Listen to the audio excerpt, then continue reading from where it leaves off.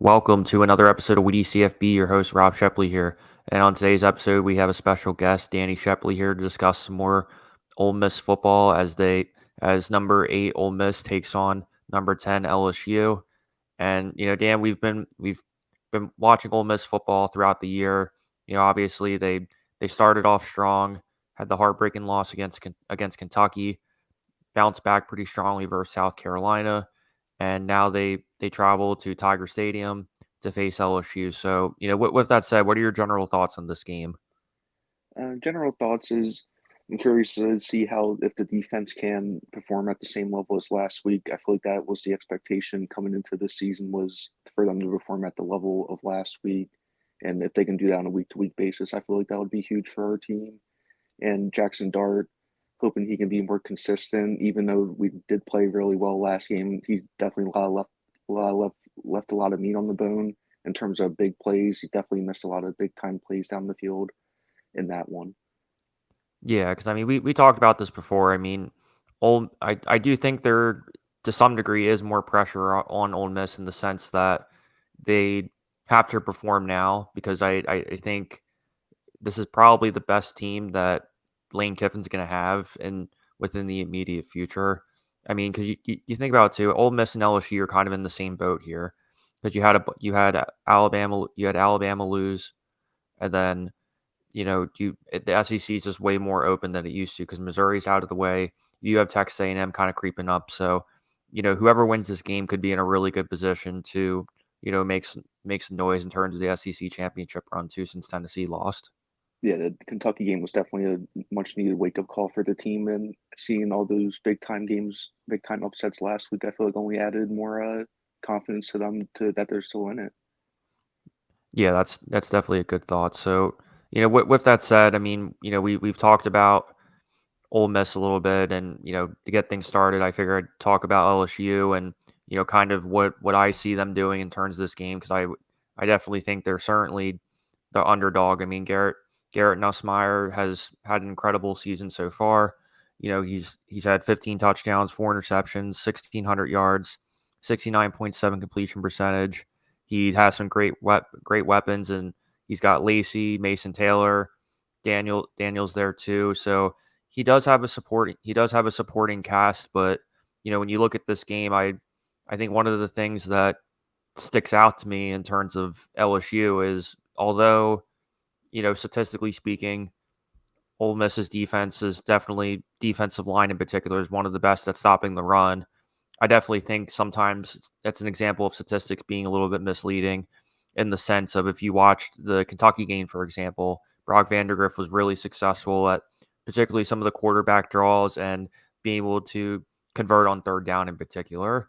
Now, we do know that Ole Miss beat LSU last year in Oxford. They won 55-49. So I don't necessarily anticipate this being a shootout like that because although both teams are definitely going into this pretty banged up, they're going into this in the sense of both quarterbacks are relatively aggressive. They're willing to take chances down the field. And if you're Brian Kelly and LSU, you definitely have to do that too. And it also is worth noting too that LSU under Brian Kelly is 12 and 0 so far. So particularly on Saturday nights. So there are a couple things that are going LSU's way. But if I'm LSU, I think my game plan is a couple things. I think first and foremost, I think if you go in there and expect Garrett Nussmeier to outduel Jackson Dart in that sense, I think that's kind of a recipe for disaster in the sense of I think you're gonna have to get Caden Durham and get this running game going because at least to me, it's sort of similar in the sense of the Ohio State Oregon game in the sense of it's really going to be to what extent can LSU's offensive line hold up against Ole Miss's defensive line. I mean, they have 63 tackles for loss, 24 sacks. I mean, we've talked about Prince and Walter Nolen on this show pretty extensively too. And if you're if you're LSU, this is one of those games where it can come down to simply who has the last possession or who simply gets that key stop in order for them to win the game. So with that said, I mean, I briefly mentioned LSU and kind of talked about the pros and cons and sort of the game plan that you anticipate seeing. So if you're Ole Miss, how do you plan on attacking LSU? As far as offense, I think they're still always going to be looking for the big play. I do think they're going to be try to be a little more patient in terms of not always just trying to go down the field and gap plays, more think and dump, and try to be a little more patient to give our defense more time to rest. Because if we're and then on defensively, we have to win up front on the trenches. The front four has to perform to the level they did. If we get pushed around in the beginning, it's going to be a long day. We have to try to prevent them from having long drives to keep the offense fresh. Because when offenses have sustained drives against us, it feels like the offense actually takes a hit from that as well, from not being on the field for a while and sitting around for all that time. So those are two things I expected to factor in for defensive backs. The penalties have been brutal, especially on third down. I'm really need them to cut that down because they're going to be picking us apart all day if our guys continue to grab. Yeah, and I think the one intriguing thing about LSU is I definitely think this that Jackson Dart has a really good opportunity at exploiting what's generally speaking been a really not a very strong LSU defense. I mean, last year it was definitely pretty horrific to watch, but have they made strides improving? Yes, absolutely. But even one of the criticisms going into LSU this season was the fact that Brian Kelly did not really address the defensive line and in the transfer portal. So it definitely goes to show that this game will, generally speaking, probably be won within the trenches of, if LSU's defensive line can get Jackson Dart, even remotely uncomfortable, then, it could be a little bit more interesting too. Yeah, But his numbers, Jackson Dart's numbers under pressure have not been at the level that they were last year. So I do expect them to try to send pressure. I was looking at the injury report to try to get more information in terms of like who's officially playing or not. I saw Matt Harris is out or Matt Jones is out, the backup running back for Ole Miss, and Princely, Nolen, and Trey Harris are both questionable, which would be big losses if either of those guys aren't playing.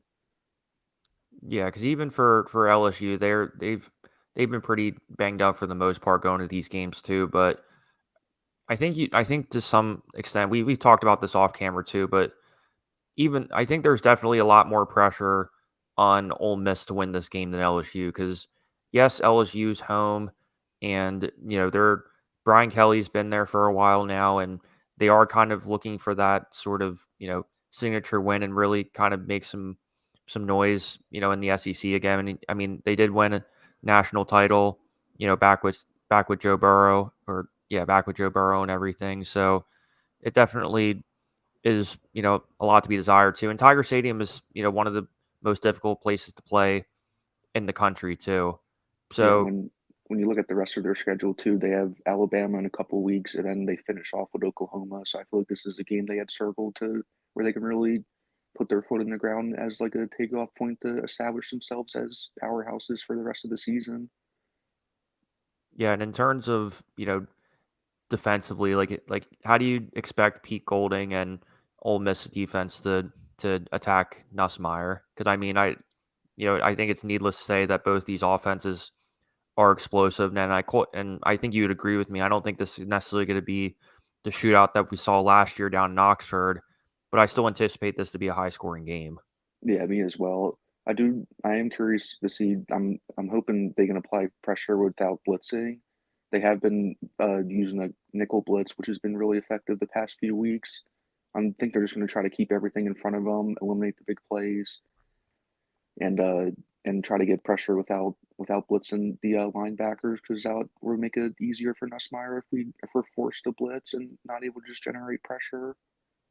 Yeah, because I do think too, if you're LSU, one of the storylines that I'm thinking to myself too is I think even to Ole Miss to some extent too is I'm fascinated to see to what extent do both these teams decide to run the ball, because I think, like, yes, both these teams have proven that They can drive the ball down the field. They can find the explosive plays. I mean, Lane Kiffin is a creative play caller, one of the best in the country, and there's no doubt about that. But I think what I'm curious about with LSU is, you talked about some of the injuries that Ole Miss has had. One of the things I'm trying to think about is, you know, how vertical is LSU going to go in terms of the running attack? Are they going to try to?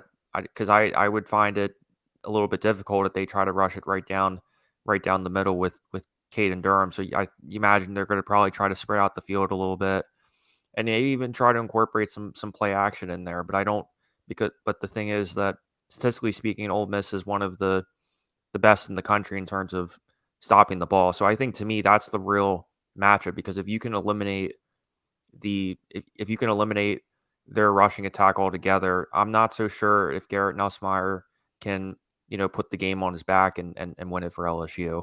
Yeah, it would definitely take a lot of pressure off of Nussmeier if they were able to, especially early, if they're able to run it. I could also see him doing a couple screen passes, little bubble routes just to get their guys in space and see if they can make something happen if the run game isn't there right away. Yeah, and the last question I have in terms of this game for you. So, we talked about we talked about the battle in the trenches, and we we talked briefly about sort of the, underlying, matchups in particular. But I think another thing is worth mentioning and asking you about too, since you've seen a lot more of, a lot more Ole Miss football than I have.